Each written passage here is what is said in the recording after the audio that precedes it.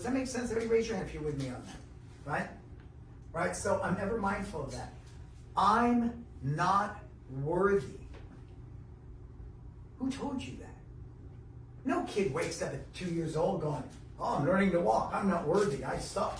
No kid ever thinks that about themselves. They're superheroes. They're falling with style like Buzz Lightyear. Right? Somebody told you you're not worthy, as I was told. I'm not worthy. I was told that by somebody. And if somebody tells you enough, you believe it. Well, guess what? It's a beautiful day because you can replace that thought. And I was sharing that with K1 yesterday. Have you ever thought something to be so true about somebody? So true. Raise your hand. Truth about somebody. Only to find out you were completely wrong. That's a prime example, Chris. How can it be so powerful? So powerful in our mind that I believe this about. It's the truth. I know it's the truth and nothing but the truth. Only to find out you're completely wrong. Wow. That's an example of your mind and how your mind can play tricks on you. But you have the ability each and every day to feed that mind, to put the right things into your mind to create healthy thoughts, to create positive thoughts, to create engaging thoughts. I grew up with, what do you think? Money grows on trees? Money is the root of all evil. What do you think? I'm made of money? So I thought money was this god-awful thing. Today, money's just a tool. And I use it as a tool. That's what it does. It's just a tool. No more, no less. But because I grew up so poor, money was a source of shame. Money was a source of, embarrassment. I wore my father's suit to my high school graduation. That's how little money we had. He couldn't even buy me a suit when I graduated from high school. I wore his suit and his shoes to my graduation. See, so we have the ability, and that's the good news, folks. Each and every day, you have the ability to change your mindset if you choose to do that. Cool? All right, next slide.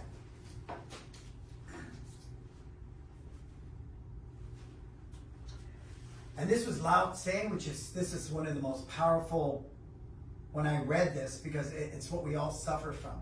If you are depressed, you are living in the past. If you are anxious, you are living in the future. And if you are at peace, you are living in the present. See, what causes depression, I'm not talking about a chemical imbalance medically treated. So let's take that one off the table. What I'm talking about, I get depressed when I think about something I can't change. My best friend, my mom, everything was my sister. She died 20 years ago. I can't change that. That's irreversible. And if I dwell on that, I'm going to be depressed every day because I want to change that and I cannot. So that creates depression. Anxiety. Oh, I'm going to lose my business. Oh, what's going to happen if they shut us down again? Oh, what's going to happen? That anxiety is because I'm projecting in the future. None of it's happened. You're all here. You're all in the business. It hasn't happened. But what if? It's a negative what if, right? And we'll talk about what ifs tomorrow in a positive way. But if you're at peace, you're living in the present moment. And that's important for me. Being present, the present is called the present because it is a gift. But it takes a certain mindset to constantly be in this moment. I cannot serve you well if I'm thinking about what I need to do 3 hours from now. I can only serve you completely, totally if I'm here with you right now. Completely. Look me in the eye. Tell me I'm not with you right now. And this is life. So we can connect virtually because, emotional connections aren't governed by physical presence. I don't need to be in your presence to connect with you. Just like you have this dream of what your school's going to be a year from now. Is it physically in existence? No. But that doesn't mean you can't live it here and cultivate it like a farmer. When a farmer's rototilling the ground, there's no crop. When the seed sprouts, there is no crop. How many seasons before you have fruit on an apple tree? Is it not an apple tree when it's a seedling? It's an apple tree. Is it not an apple tree when it's a sapling? It's an apple tree. It just hasn't come to fruition. So part of the success of having a gratitude mindset is you're cultivating the business for the future in the new world. Raise your hand if you get me on that. Yeah? And this is so important right now. right? I have so many school owners reaching out to me in a panic about the shutdowns coming up, about the winter, about everything. And I'm witnessing that more and more.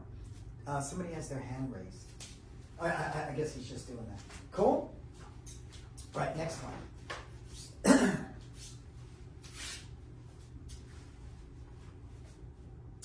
And we do understand in any Eastern philosophy, whether it's yoga, qigong, martial arts, meditation, the breath connects the mind and body.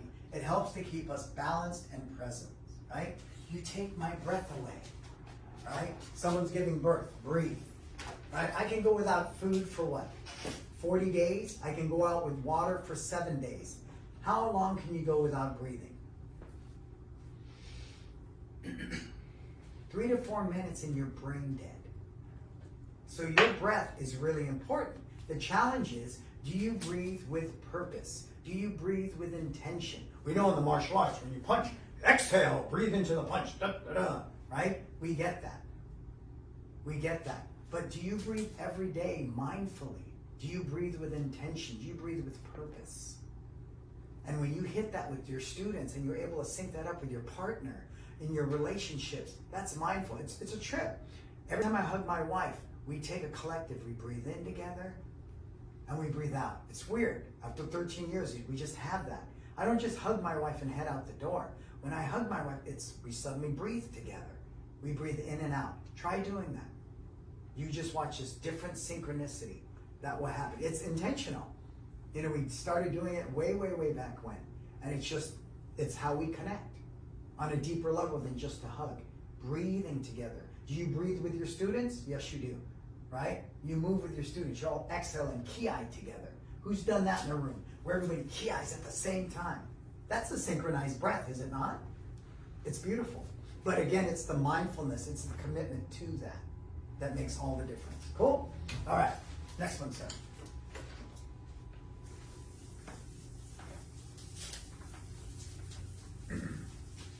So let's find posture. We hear this a lot in martial arts. Our parents sit up straight. Posture is everything, right? So I want you to sit up tall, put your feet on the ground, cup your hands this way. You'll see it in the Japanese tea garden. You'll see it in qigong, right? It's super powerful. Now, how many of you still meditate in your martial arts classes? Raise your hand. I don't see a lot of hands going up. I'm gonna say it. Can I do this? Is everyone okay with that? Shame on you. I'm serious. The first thing I was taught in the martial arts was to meditate. Well, nobody likes it. It's not convenient. Da, da, da, da, da. People have been meditating for thousands and thousands and thousands of years. Prayer, meditation, reflection. So what? Because a kid can't sit still for 30 seconds? Or a parent thinks, well, what's this kumbaya stuff here? Are you a cult? You're going to take out one of the most vital elements of the martial arts, which is meditation. Think about that. Really think about that, okay? Because I know the value. I've done it since I was 5. It's a practice that is so vital to us. Please, rethink that one. Hey, Tia, where'd you come from? What's happening, man? How's it going? You're just popping in and out like a ninja, all right? So, sit up tall, feet on the ground, right? Flat. Put your feet flat on the ground. Cool, cool, cool. All right. You want your hands this way, and they sit right below your belly button. Right below your belly button is your chi, or your ki. To be precise, 3 inches below your belly button is your chi and your ki, all right? And you'll have your eyes closed and breathe, but keep your eyes open for right now. Next slide, please. And remember, I've done this at Stanford Healthcare.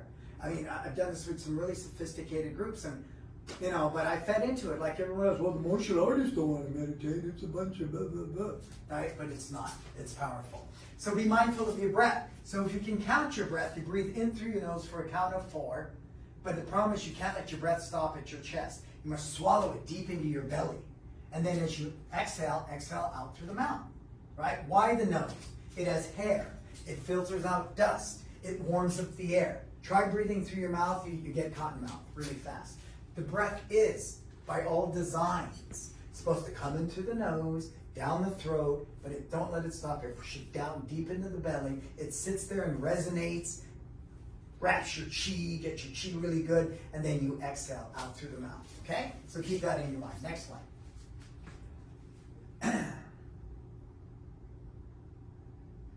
All right. This alien-looking creature here is my process of meditation. I know, right? Look at that. That looks like something out of Area 51. Okay, so take a look at that.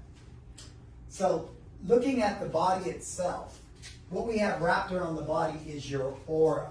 Who's ever heard of the word aura? Anybody? Aura, right? Aura is your personal armor. And through your breath, you create an aura. And why is this aura so important to me? And it's the first part of meditation we're going to do. I just want to explain the process. Because what most of us do, because we've been hurt, because we don't feel worthy, right? We don't want to be vulnerable. We create this big medieval castle around us, right? And a moat and all this stuff. So the challenge with that is we filter out everything, everyone, and nobody can ever get close enough to you.